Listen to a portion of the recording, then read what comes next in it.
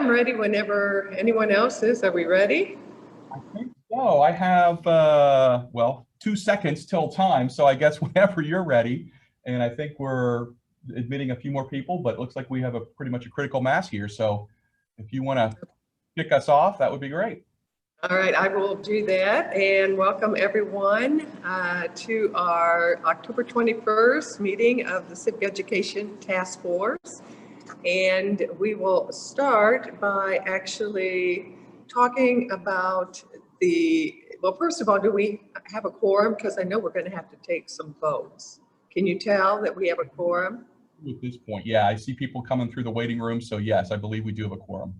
Okay, perfect. So with that, Chuck, would you like to kind of start the discussion on the report and a recap of the task force and what we've accomplished? I would be happy to. Thank you very much, Madam Chair.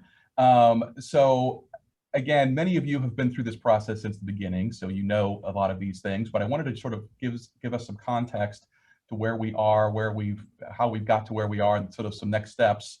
So hopefully, again, this is the, I guess, time where I say you can all see my screen, hopefully being shared, the PowerPoint. So I'll just go through this a little bit. Again, just to, again, give everybody some context. I think we all know generally where we have sort of gone through this, but for those that don't remember that far back, it's been quite a year, so I can understand if you don't. But this whole process started last fall with the Indiana Civic Health Index recommendation to create this task force. And as I think most people know, the Bar Foundation and a lot of supporters and sponsors have been involved with producing this Civic Health Index, and this was the 4th version. I see Justice Shepard on the call, and he has certainly led this effort since the beginning, and so we owe him a debt of gratitude. And I know Bill Moreau is on the call, and I don't know if Attorney General Zeller is on, but a lot of folks have been instrumental in that process. And so for the first time, we had recommendations this fall. And the first recommendation was to create a task force to study and hopefully improve and promote civic education. So that's how we got where we are. The other recommendation, which is not necessarily the focus of this effort, but is specifically looking at voting and trying to increase voting. And obviously that will be determined in less than 2 weeks on where we are and how we do as compared to the rest of the country. But the Indiana Citizen Education Foundation has taken the lead on a lot of those efforts. I think, anyway, that's just sort of reminders of that. I wanted to put together just a little timeline for, again, where we have been and where we hope to go in putting a lot of this in context. Again, we started back in February when the task force was announced and had several meetings.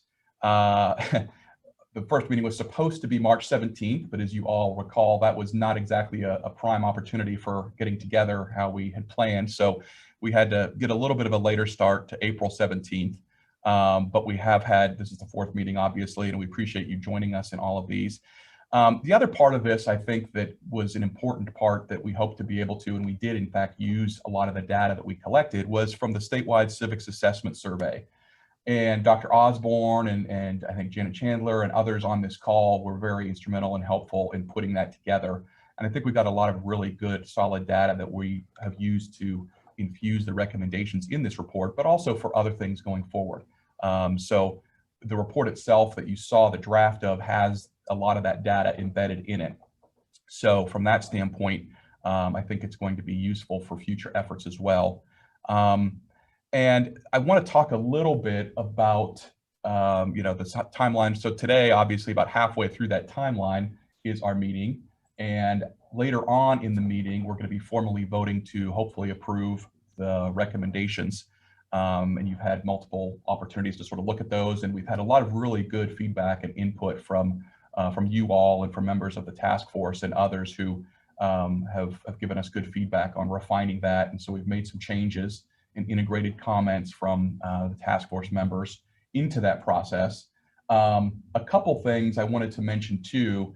One of the aspects of this that is not necessarily embedded in the document itself, but one of the things we, I guess it's somewhat inevitable, we have attorneys and educators and other folks involved who use jargon and terminology. And so we made an effort to try to make it a little more plain language. And we're doing that in the context of sort of a transmittal letter, cover letter from our chair, Lieutenant Governor Crouch, in order to sort of make that a little more approachable to folks. And so we're in the process of putting that together, and we'll have that developed before it's released mid-November next month. So I appreciate the input that helped put us in that direction. Sometimes when you're so involved in it and in the weeds with it, it makes perfect sense to you, but looking from the outside, it may not always be the language that normal average Hoosiers would use. So we're taking an effort to do that, and that's how we're going to accomplish that. So I appreciated that feedback as well. The other thing, let's see, what did the comprehend. Okay, I think I covered that. So next, going through the rest of the timeline is moving to the sort of, after it's approved, the rollout phase. And I'll be talking a little bit more about this at the end of the meeting, because we're looking for some of the continuing support from you all, from members of the task force, your expertise, and your willingness, hopefully, to help us communicate some of this through the media to the public at large and to policymakers, et cetera. So the work is certainly not done, but we're definitely entering into a new phase after today's meeting. So going through the timeline, our plan at this point, we have scheduled November 18th, I believe virtual press conference is what the sort of plan is at this point for obvious reasons. And I'll be talking more about that, like I said, a little bit later, but we're also planning on having some printed copies available to distribute to policymakers, including the members of the General Assembly, in November, obviously after the election, and when things are, there'll be a lot going on this last quarter of the year. But those are some of the things that we want to do. We'll also make sure that each of you has copies, hard copies of the report. So if you need others that you want to help distribute or anything like that to your network, feel free to let us know. But we will be printing copies of it. Primarily, I think we're going to be using the electronic version for most of the dissemination of the report, and you'll all have copies of that and access to that after it's released as well. And we'll continue sort of the media outreach, publicity, and other efforts through the end of this year. And then really yet another phase, if you want to consider it that, is in the new year. One of the recommendations that is in the report is to form a civic education coalition to continue to advance the efforts of civic education in Indiana. And a little more on that, because we really hope that you are all able to continue to be a part of this and help us as we continue. This is obviously not a short-term thing. This is a long-term effort that we have, and it's going to take some time and effort in order to get all these things moving in the right direction and supported. So we hope that you'll be able to and willing to join us in these efforts. And one of the ways is to participate in this Civic Education Coalition. So we're going to be starting that in essentially the first quarter of 2021. We're hoping to work with a lot of the folks that we already obviously on the task force, but also members, partners that we have through our work with the Civic Health Index. So that's, Dr. Osborne, the Center for Representative Government in Bloomington. It's, IU Northwest, and folks up there who have worked at Andy Downs and Fort Wayne, and all of these folks and many of you in your organizations, we hope to bring into this discussion so that we have a continuing dialogue and a way to move forward and promote policy around civic education and hopefully promote some of these recommendations so that we can get them implemented as well. And the other part of this, and we'll hear a little bit in just a few minutes from Ted and Sean about some of the national perspective, but our hope is that this Civic Education Coalition will, first of all, be a tangible recommendation that we will be able to fulfill in the short term, but also will help us interact with the National Civic Education Network, the Civics Now network, and a lot of other things that are going on. And if we can do it in a collaborative way where we're all committed to, promoting civic education, I think that can be a really powerful way to interface with that group. And the Barr Foundation is prepared to continue to provide support for this and convening and those sorts of things. So it's our hope that you'll continue to join us in these efforts through that mechanism. And the first quarter of 2021 is when we are hoping to get that effort moving. So with that, that's really what I wanted to cover as kind of the groundwork. We'll be, as I said, you've seen the report multiple times and the recommendations. We'll be reviewing and sort of formally voting on that later in the meeting. But I thought it would be helpful to hear now from people we've heard from before, but truly two leaders in the national network of civic education and promoting and advancing civic education. And I've had the pleasure to work with them, and I hopefully will all have the pleasure to work with them through the new coalition in Indiana and represent Indiana in this national effort. There's a lot happening on the national scene right now, and I think there's a lot of potential and a lot of areas that we could potentially play a role in going forward. So with that, I'm going to go ahead and stop my screen sharing and turn it over, I think, to Sean, Dr. Healy, and I think I saw him join. Yes, there he is. So if that's okay with you, Lieutenant Governor, I'll turn it over to Sean, and we can continue on from there unless anybody has any questions. Well, actually, I do have a question, Chuck. As we move forward, I would presume at some point in time we want to go to the General Assembly with some kind of ask, whether that be financial or whether that be policy. And with that being the case, do we have any legislation or any ask we're going to be working with the General Assembly in this upcoming session? And that is something that if you feel more comfortable when we get down to recommendations, we can discuss it then, but that was kind of my question. Yeah, I think the short answer is yes. Obviously, a lot of things go through the General Assembly for education policy, of course, and I think there's a lot of areas that we have tentatively identified in this report that would need legislative support, and we're hoping that our partners on this call and other folks in the General Assembly will be receptive to that. I think the specifics of what that translates to are conversations that we would have and in the very near future in order to sort of look at those areas and what might be the best ones to approach, presumably from the phase one recommendations, especially since that's the ones that I identified a little more soon. I know professional development is a big one. The idea of some of the recognition for civics and students in schools and things like that.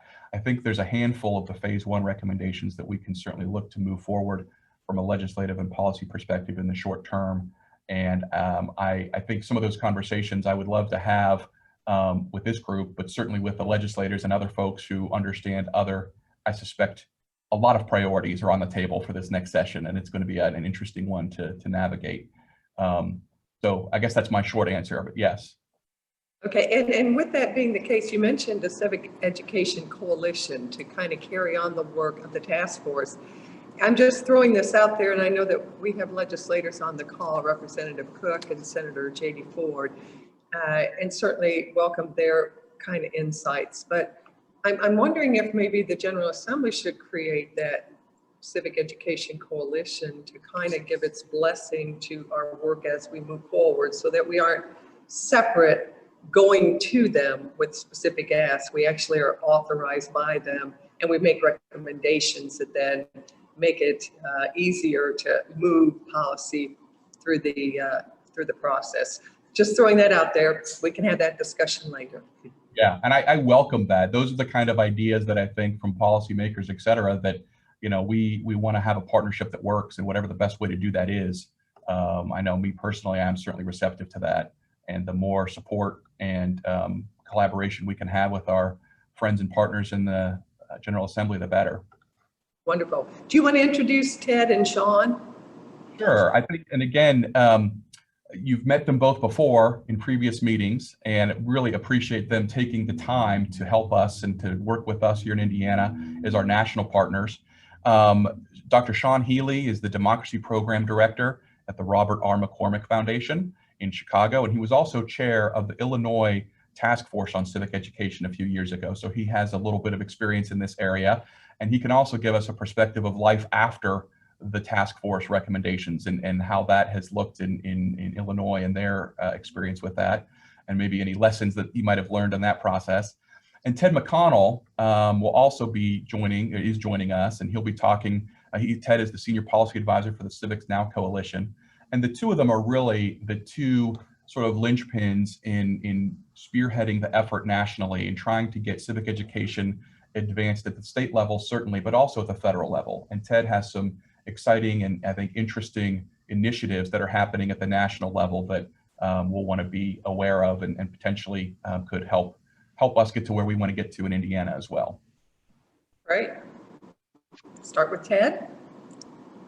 Good morning, Governor. Good morning, distinguished members of the Indiana Task Force. Dr. Healy and I have been eagerly looking forward to joining you today to hear your recommendations. You know, Indiana is poised to become a preeminent national leader in the provision of this essential subject to the future of our republic through these great, meaningful recommendations you put together. Sean, Indiana's nipping at your Illinois heels there in improving civic learning. Justice Shepard, it's great to see you too, sir. As Chuck alluded to, we've got some exciting news from the national level. First of all, I'd like to talk about some public perceptions. And Joseph, if you could please put up Dr. Luntz's first slide. Month and a half ago, we persuaded the respected Republican pollster, Dr. Frank Luntz, to include a couple of questions about the public's attitudes towards civic learning. And here's the great news, folks, and this is very applicable there in Indiana. And this was a poll that was done of 1,400 likely voters. When queried, what would have the most positive and meaningful impact on strengthening American identity and bridging the divides in our country? By an overwhelming majority, a bipartisan overwhelming majority, these likely voters agreed it was strengthening civic education K-12 in our schools. You see the numbers right there. Identical support from Republicans and Democrats and independents. Beat out a year of national service, less money in politics, many of the other ideas that people have advanced around the country towards strengthening and improving our democracy. So we'll make sure that you've got copies of this poll there in Indiana. And if we could go on, Joseph, to the next lunch slide. When asked who folks trusted the most to provide civic education, not unsurprisingly, but confirming something we have known, it's teachers, K-12, followed by parents. I've often said parents are their children's first and best civic educators. So make sure that you talk with your own kids, and I know everybody on this call does that, about the vital importance of being engaged and the mechanics of our government.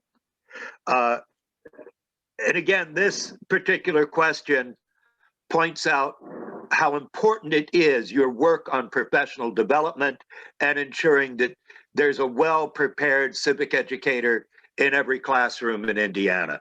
Thank you, Joseph. Now, on Constitution Day, September 17th, bipartisan pair of members of the United States House of Representatives, Congresswoman Rosa DeLauro, good Democrat of Connecticut, who most people think will be the next chair of the House Appropriations Committee, joined by Congressman Tom Cole, a longtime member, Republican of Oklahoma, longtime member of House Republican leadership, introduced and sponsored H.R. 8295, the Educating for Democracy Act of 2021. This is the beginning of a 2-year process of getting this bill passed. And thank you, Joseph. I forgot to call for it. This is a Dear Colleague letter that Congressman Cole and Congresswoman DeLauro sent to all members of the House of Representatives. Particularly notable, are the endorsing organizations behind this legislation, ranging from the American Bar Association to the Girl Scouts and many, many organizations in between. First of all, let me tell you what this legislation is not. It is not federal overreach. It is not the federal government stepping in and doing a federal civics and American history curriculum. It is not those things. Here is what it is. It's taking a page out of what's been done for STEM education, for English education over the past 40 years, and modeling that to provide a significant amount of funding to the states to be re-granted out to individual school districts to improve their approach to civic learning at the all-critical school building and school district level. It will provide funding for nonprofits like the Indiana Bar Foundation to pursue research on what works best and strengthen their programs at individual schools in the country. It provides funding for schools, higher education, to do research on best practices and to strengthen their approach to teacher training. And critically, you know, I mentioned this is taking a page out of what's been done for STEM and math and English all these years, which is a carrot and stick approach. The carrot, of course, being the federal funding. The stick being publicly released data on student attainment in these subjects.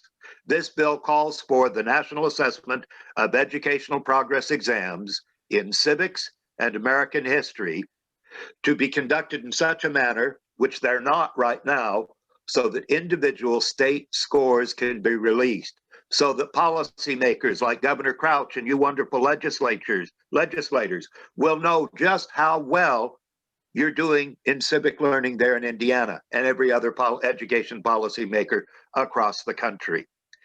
So this is the bill that's been introduced.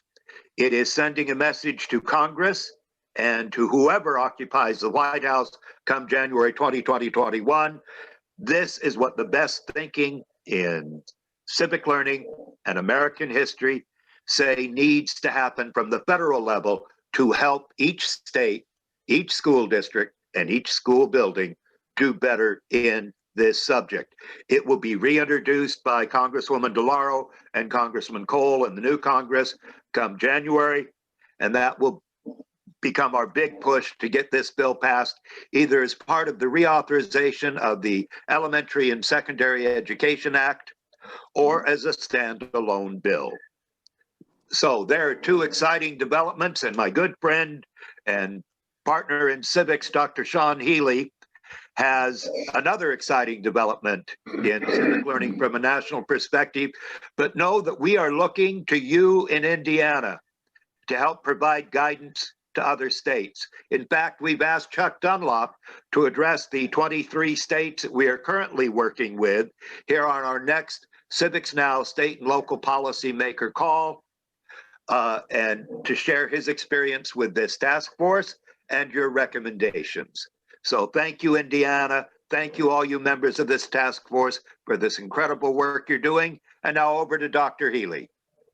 Thank you, Ted, and good morning, everyone in the Hoosier State. What a thrill it was for me to read through your report last evening. And Ted, they're not just nipping at our heels. This report far exceeds what we did back in 2014. So congratulations. I know such a difficult year to do this work, but really appreciated the thought that went into that report, all the hard work, and then the layers of recommendations, which I think dovetails really well with what I've been tasked with presenting today, which is a new roadmap called Educating for American Democracy that I think will be most helpful task force members as you turn your attention to some of the phase 2 recommendations around state standards. But I think this will also be helpful really humbled by your inclusion of a democracy schools model into your recommendations. And then, of course, teacher professional development being that kind of thread throughout. I think this roadmap will be helpful to both of those ends also. So, and then happy at the end to reflect on some of my experiences with a parallel task force effort, but appreciate the Lieutenant Governor's comments that the greater extent to which this can be sanctioned by the legislature, the better chance I think of these recommendations being taken up and implemented. So that was my experience more than anything. That was the real value of our task force and this kind of concrete report to our General Assembly. And then frankly, our big ask, which was we were one of 10 states that didn't have a civics class. So we took that up immediately thereafter. But I want to get to this framework. This basically is an answer to some of the challenges I think we're facing in the civic education space now. One, as I hear a lot of the critiques, and of course we're in this super polarized environment, the efforts that Ted and I are part of, we've always tried to be big tent, bipartisan, nonpartisan to the greatest extent we can be. We're much more interested in developing young people civically, and frankly are agnostic about where they land politically. And almost everybody we work with has the same ambitions. But like everything else in this polarized environment, civic education has been pulled into this. And what strikes me often is a lot of the critiques of civic education are actually critiques about the way we teach history. But we also have to acknowledge that the teaching of history and the teaching of civics are intimately connected. So thus the impetus for this project, it was funded by the National Endowment for the Humanities, and kind of a who's who of civic education and civic research organizations were the leaders of this effort that's played out over the course of the past couple of years. And I'll go into some more detail about, but just to pick up where Ted was left off in talking about federal legislation, we spend almost nothing on young people in civics. So we spend about a nickel per student per year on civics at the national level, and $50 in STEM. And we're by no means suggesting that we spend less on STEM. STEM's super important, right? But we also think the civic development of young people are important. And there are still 9 states that have no civic education requirements. Most states like Illinois and Indiana only teach civics or government for a semester in high school. So we actually recommend a full year, much more to be done on that. But want to talk specifically about what this roadmap does. And it picks up on a couple of threads over the past couple of decades. One, No Child Left Behind, of course, passed in 2001, was renewed later in the decade, and focused almost exclusively on English language arts and math, which had the byproduct of marginalizing the social studies and civics specifically. Our field, and this is mentioned in your report, and Ted had a hand in this, coalesced around a framework in 2013 called the C3 College Career Civic Life Framework, which meant to kind of go alongside some of the other national standards movement, where we are moving from kind of a thin focus on content to more of a focus on skills. So this framework that frankly we use in Illinois and most states in the country have now used to update standards doesn't say a lot about content, and content is important. And back to where I started, it's where a lot of the battles are right now. So we see this Educating for American Democracy framework as a successor to C3, builds on a lot of the important skills like deliberation that are emphasized in C3, but has more of a content focus. So the goal, as I said at the top, is really to intertwine the teaching of history and civics. And the key piece here, as you see on the bottom, is building the capacity of teachers to do this. Kind of guidance this document offers, once again, integrating civics and history. How do we prioritize content that's essential to civic participation while not kind of diluting students with that? Why is it important to have productive debates on civic matters, which I think your task force report also addresses. And then the bottom point, which I'll come back to, but is really central to the current debate, right? How do we address kind of some of the painful challenges of our past while still holding up high the achievements of this country, which I still consider the greatest experiment in pluralist democracy in the history of the world, right? How do we balance those two things? So the philosophy behind this work, some of the leading national experts had a hand in this. Once again, an integrated approach to teaching of civics and history, brought both content and pedagogy to the table.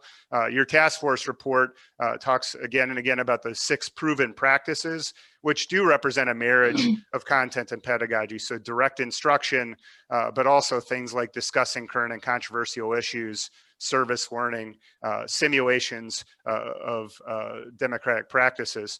Also note the bullet on the bottom here, this notion there was broad ideological representation in the creation of this product. And I really like the term that the group embraced, reflective patriotism. So we are very much patriotic, but it's important to reflect on the extent to which we're living up to the high ideals, frankly, of the founding of this country, right? So 140 people part of this effort, bunch of different task forces. There's a steering committee. I had the privilege of being on the advisory council, and then you saw some of the groups at the top that led this effort. What's in the final report, and I should say that the report's coming in February. There's of course, an introduction, a content roadmap, which I'll speak to very quickly, some design challenges put up front, and then ultimately a pedagogy guide, which Chuck and friends, I think, will be useful right away as you implement those tier 1 recommendations with teachers. So here are some of the themes that you'll see really get to this nexus of history and civics. So civic participation is front and center, but also some of the historical elements and the tie to where we are as people in the world. So how does the US relate to the rest of the world? It gets very specific. Just to give you an example, I can speak to Illinois' standards. In 1997, our standards looked like what's on the left side of the screen, basically teach a bunch of kind of facts that are often somewhat isolated. And you'll see what EAD did, which is to try to take those very important historical events and contextualize them, ask some kind of framing questions. So there's some real meat on the bone that frankly, both our old standards and C3 did not address. Some of the design challenges, I'm not going to read through each of these, and I'll make sure I'll share this deck with Chuck so he can share it out to the group. But getting into one, for example, number 1, how can we help students understand the full context of their role as civic participants without creating paralysis and a sense of insignificance, the sense that we get amongst a bunch of young people and frankly, even older adults, like, can I make a difference in our democracy? Everybody on this task force understands that, yes, we can, but of course, that's not the popular sentiment that we're battling up against. So they really leaned into some of the very difficult design challenges. The bottom one, once again, getting to that narrative about our country and the extent to which we balance the positive and the negative, right? Best practices. This very much aligns, the instructional approaches align with these 6 proven practices. So you'll see a lot of continuity here. You have the direct instruction, you have discussions and debate, you have opportunities to learn in the field. I still think that's one of the best ways to develop civically. But then you have the project-based learning component, which is reflected in your recommendations, both for service learning and assessment, and very much appreciate that. So implementation of these goals is going to happen at the various levels, of course, of our federal system. We see them as working together. The component that Ted presented is so important to federal support for this effort. But of course, everywhere that Ted and I have done this work, you always hear about local control, certainly true in Illinois. This has to happen at the building level, at the district level. So a lot of standards implementation, teacher preparation, student assessment, getting the community involved in civic learning, as Chuck highlighted in his recommendations. That has to happen at the local level. State, and I know this is the subject of today's discussion, super important, obviously, on the standard side. So was happy once again to see that in your second tier recommendations. Also really important to talk about pre and in-service teachers and making sure that they have these opportunities as a pre-service teacher, which you of course address in your recommendations, but then have these kind of ongoing professional development opportunities as in-service teachers. And I think your survey data showed that there was a dearth of these formal opportunities and that funding was really a challenge for those opportunities. So I think our state too, could do a lot more on this end. And then at the national level, there's a civil society component like on Civics that's making sure quality instructional materials are available. We think there's more that can be done even on the pre-service side, particularly influencing who's going into teaching. Like so many professions, we have a diversity problem in our teacher pipeline. Our teachers don't look like our students. A majority of our students are now non-white. Our teaching force does not look like that. And then, of course, the federal government piece that Ted summarized, that so much of that, frankly, is in that piece of legislation that we're going to push really hard on with the new Congress. So what's next? As I alluded to, much of the work is actually already completed. So we're well into the timeline. We're in that kind of June, September phase where there's expert review happening, additional feedback, and then ultimately conversations about dissemination. And that will happen as of February into next summer. So we'll certainly be continuing this conversation with Chuck and company. But it's really our hope that this document provides some of the guidance that we need, some of the struggles that we're facing, that we continue to face, frankly, in Illinois. How do you thread that needle, one between the teaching of American history and civics, and then once again, some of this polarized debate about who we are as Americans, how we tell that story. It's our hope that this is really a catalyzing document, a document that can kind of bring the left and the right and the center together, and it gets to that polling data that Ted started with in the presentation, right? This is something that as Americans, regardless of political stripe, that we believe in. We have a lot of trust in teachers to do it. We think that this roadmap will be critical to that end. So Ted and I would be happy to answer any questions that you have, but really it's been a delight to work with Chuck and team throughout this process. And I commend you for this final report, and Ted and I stand here ready to assist you as you turn next to implementation. Thank you, Sean and Ted. Task force members, are there any questions for Ted or Sean? I have one. This is Lem Watson, if I may. Okay. I think this is great work, and I think one of the challenges, I think our schools of education and teacher prep are adequate, but I would challenge all of us to think about the weight of putting this upon schools of ed, but as well as teachers, and having a conversation. I think most of us, if we try to go into conversation about the truth of our history, the good and the bad of it, might not feel comfortable or have those skills to have that dialogue. And I think this report is great, and I think the recommendations are good.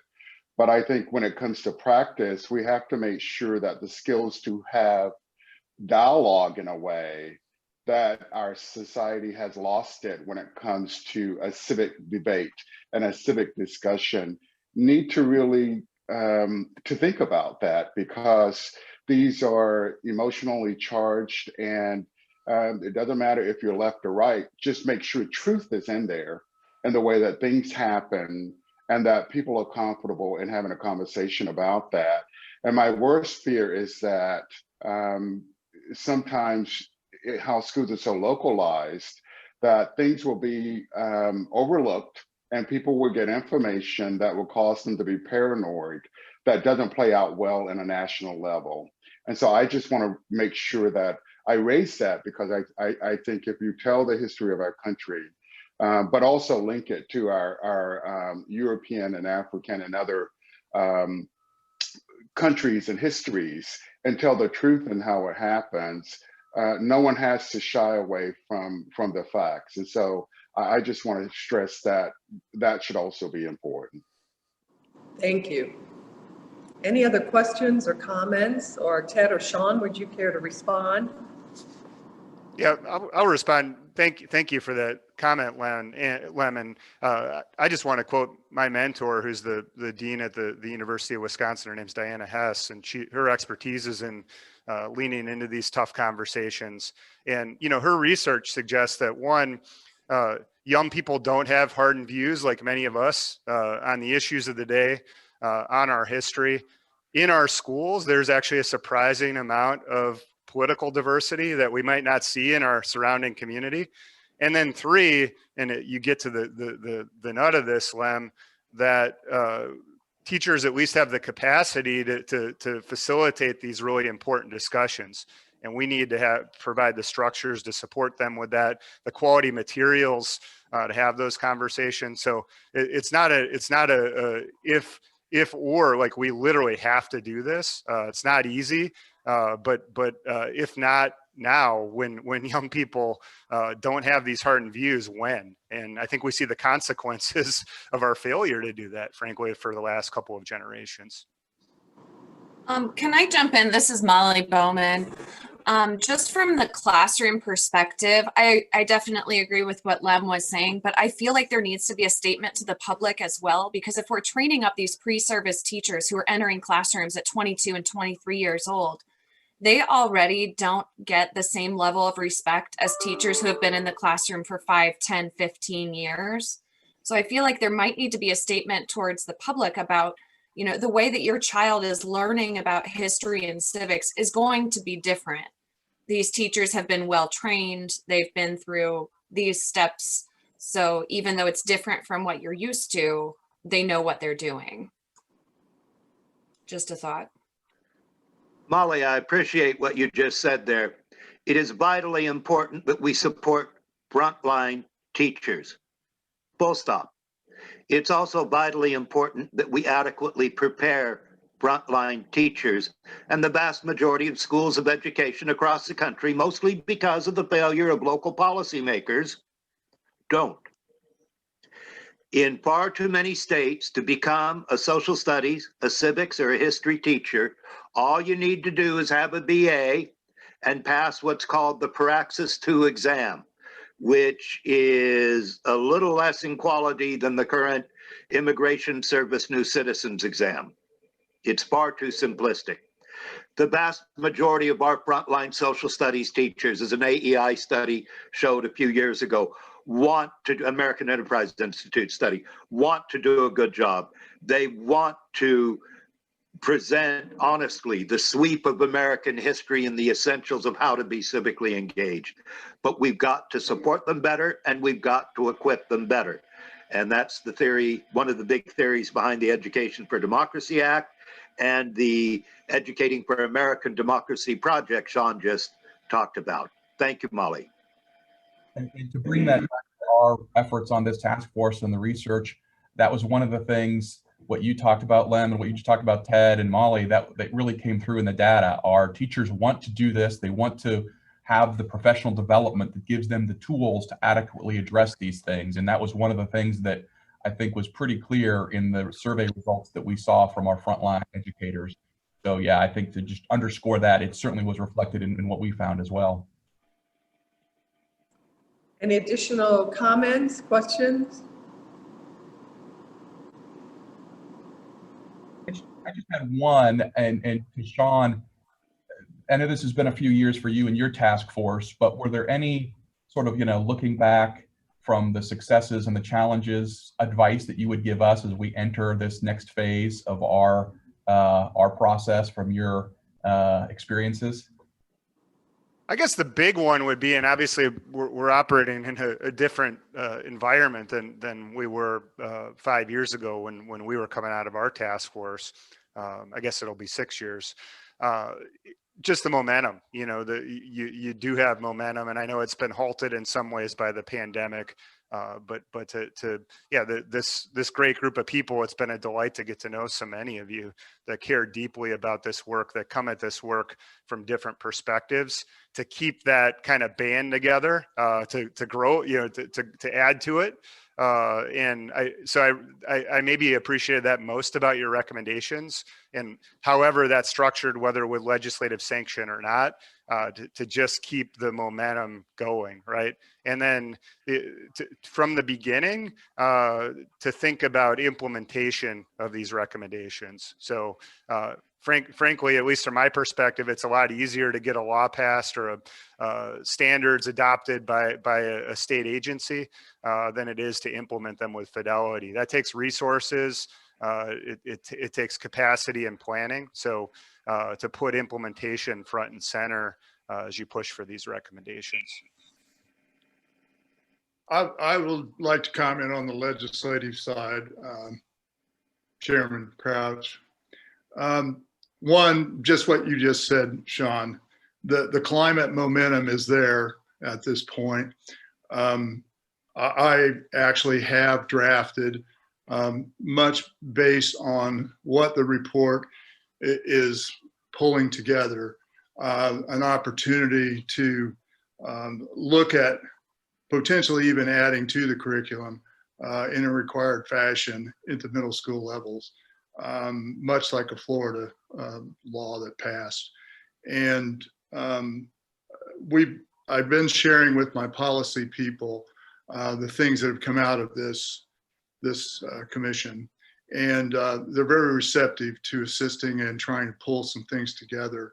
And I haven't had discussions with Teresa Lubbers about the collegiate atmosphere of the college preparation programs, but I think that also, as was mentioned here, is an important discussion also of how we are preparing, particularly when we have over 33 different types of preparation programs for education in Indiana, and they're kind of all over the place.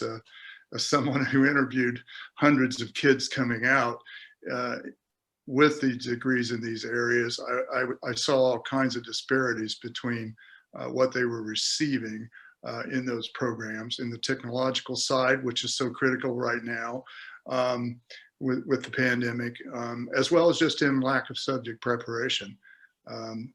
So I just wanted to throw that out, that it is a ball that is moving. JD sent me a text while we were talking. Do I have anything in the fire? And yes, we do. We are looking at the final report and trying to shape some things based around it. Thank you. Any other task force members? Any comments?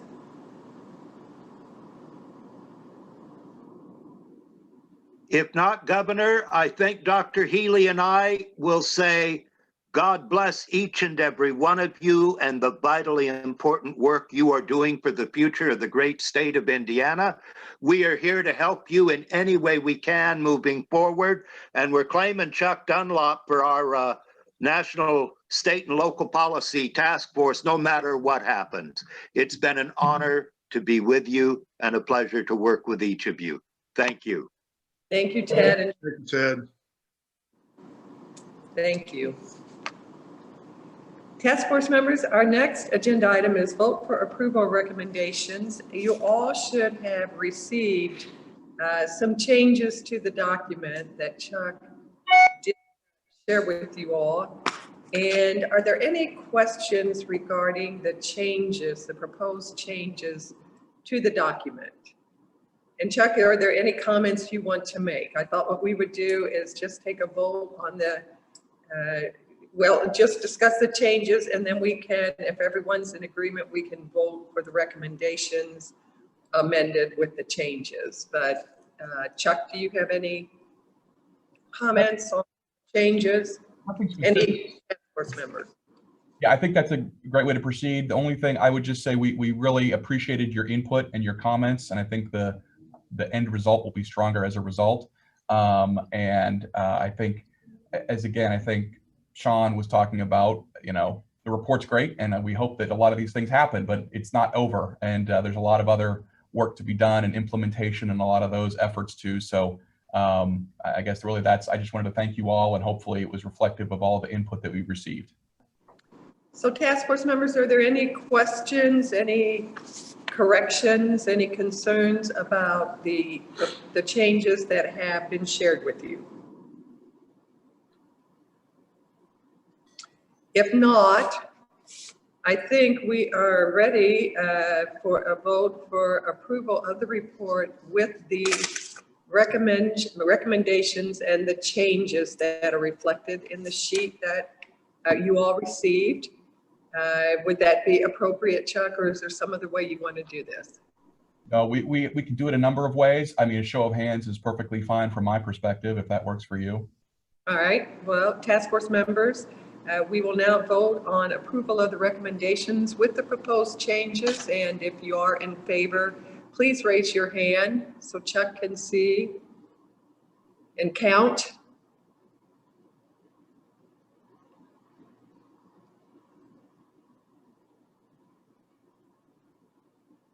I think we got it. All right.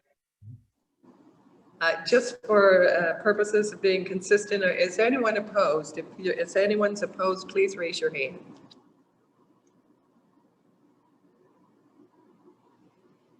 Chuck, the outcome? It appears to be unanimous support for the proposal and recommendations. And again, I thank you all so much for all the time and effort that you have all put into this. And again, Governor Crouch, thank you for your leadership as well, certainly. Well, Chuck, thank you and Joseph for shepherding us through this whole experience. We appreciate your dedication and your diligence. And with that, any further? Oh, you do have some comments. Yes, we have one more item, the future media release logistics. Chuck, you want to comment on that? Yes, I'd be happy to. And this won't take long. We talked about some of it already, but I want to get a little bit more. I didn't want to presume necessarily that it would necessarily pass, but I'm glad it did, certainly. And I want to talk a little bit about where we're going to go in some more details as far as the next steps. So I'm going to go ahead and hopefully successfully share my screen again. And hopefully that's up that you can see it. Again, just sort of recapping where we go from here part of the timeline. November 13th, we'll release the report to media under embargo until we formally release it on November 18th at the 9 o'clock press conference. And I believe, Governor Crouch, that you're going to be assisting us with that. And we'll have, first of all, you're all welcome to join. We'll send the link out, and we hope that many of you are able to participate and join in that as well. We're going to be working on who some of the speakers are that can address various aspects of this, and we have many resources and people to bring to bear to that. And so I thank you all, and we'll be in touch. But if you are interested, please let us know. Again, we said we'll be distributing copies to members of the General Assembly, education, policymakers, et cetera, and to you all, so you have hard copies of it. And then we'll continue this media outreach and publicity for the report and recommendations, certainly through this year, and then leading into the new General Assembly legislative session in the new term. And to Governor Crouch's suggestion, idea, to the extent we can involve our partners in the General Assembly in the coalition going forward under their umbrella or otherwise, we would love to do that. And again, we hope that you'll join us in that effort. Some specifics on how we want to try to plan this. One of the things to highlight are ideas and opportunities and frankly, success stories from teachers, from students. We have a lot of them that, who have gone through some of the civic education programs like We the People, High School Mock Trial, Legislative Youth Advisory Council, and others that the Bar Foundation runs. But we know there are many, many others out there and around the state, and many that you probably have examples of. So if you do, we would love to hear about them and potentially incorporate some of those into our media rollout so that we can give a tangible example of what civics, a quality civics education can mean and has meant to people. We want to be able to provide it on a bigger, broader level to all Hoosiers, but certainly we have a lot of great successes and things that we can highlight. And so we want to be able to do that. So if you know of them, please let myself or Joseph or somebody on our team know, and we can hopefully integrate some of those into the rollout that we're going to be doing. The other part of this is we're certainly looking for speakers and people that can talk about the importance of civic education to members of the media and from around the state. Certainly, this is a statewide effort. We want to make sure that we continue to reflect that. So if you are interested and willing to talk to folks that we can refer media inquiries to about aspects of this report or civic education more broadly and you know, the importance of it, et cetera, please do reach out to us. We will be reaching out to individuals as well and hoping to enlist you as representatives that we can give contact information to our media friends so that they might be able to talk with you directly about some of these things. And again, we're looking from all over the state for that. There's a lot of potentially local stories and how is this going to play in the local communities that we really would like to have your help and support with. And then lastly, I just wanted to, again, on behalf of myself and the Barr Foundation and everybody, thank you. Thank you for your time, dedication, support for this important project. And especially, again, to our chair, Governor Crouch, thank you for your leadership and support. And again, this is closing of a chapter maybe, or a part of this. The work continues and will continue. And so we hope that you'll continue with us. And again, a good way to do that is to continue in the coalition, however it may be structured in the future. But we will certainly be maintaining the contacts with you and hopefully building on this network of support as we continue to go forward and gathering additional partners along the way so that we can continue this effort and maximize its impact and move the needle, as we say, on Indiana civic health and specifically civic education in particular. So I will stop my screen share. That's, I think, really what I wanted to cover. And I'm happy to entertain any other final questions or thoughts or anything from the group. Chuck, I had a question for you. This is Liz. As soon as the November 18th press conference happens, will you have a link to the report? And for example, Indiana Council for the Social Studies will put it up on its website and we'll tweet it out and Facebook, et cetera, and the center will do the same. Yeah, the primary distribution method, I think, is going to be digital just because it's so much easier and more convenient and cheaper too. That's always a good thing. But we will have you'll have a link so we can just send people to the link. Exactly. And we will make sure to get the press release, everything out to all of you as members of the task force, certainly, which will include a link to that. And probably when we send the embargoed copy out to the media on that Friday before, we'll send it to you as well. So you have the link that you can start basically disseminating, you know, as soon as we go live on that Wednesday. Sounds exciting to get that up. And thank you for your help with that and your network. It's critical to the success of this going forward, and we really appreciate it. I'll just say today is the Indiana Council for Social Studies Conference is virtual, starting 2 evenings this week. And then on Saturday is our keynote. And one of our sessions on Saturday morning is called I Don't Want You to Vote, Disenfranchisement in light of the upcoming 2020 election. Well, thank you for your efforts, and certainly if the more you can talk about it with your group, I'm sure the better it'll be on getting the word out. Thanks, Chuck. Chuck, yes, well, this is Randy Shepard. I'd like to emphasize something Lieutenant Governor Crouch said back towards the beginning, which is that the day and methods of the announcement are pretty important. And I found particular encouragement in what Representative Cook said with apparent support from Representative Ford.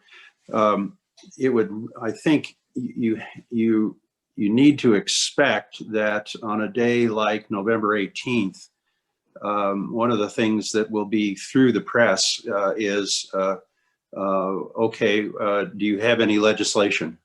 Or what's going to happen next? And you need to have 2 or 3 very concrete examples. Yes, we're going to do this, and next we're going to do that. And legislation will be particularly important as an explanation of how some of the recommendations will get moved forward. You'll get that question. I've been in situations where I regretted later not having expected that. And So I'd be ready to leap, and our legislative friends are crucial to being able to give some examples of things that are going to happen in that period when the press is full of legislative interest. Thank you. And I think certainly we will be convening a group of folks to help us put pencil to paper. If that's maybe not virtually now, we can put the cursor to computer screen, whichever, but to get something put together that, and Senator Ford and all the other legislators, and certainly Senator Crouch, your leadership in that area will be greatly appreciated in order to get some ideas and things generated that we can bring forward. And I think there's a lot of areas, either with this continuing coalition effort, whatever form that takes, and the idea of, professional development was another area that's shown through. So I think there's a lot of areas that we can look to have ready to go by that time. And I appreciate that note. By the way, sorry if I misidentified our friend J.D. Ford's affiliation in the General Assembly. Apologize. You gave me a promotion.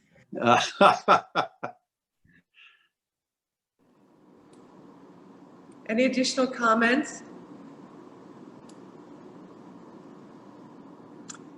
Chuck, thank you, and Joseph, and the Indiana Bar Association for, as I said, shepherding us through this year under very trying times. But I think the end result is something that we should all be proud of and look forward to the next chapter, which is implementation.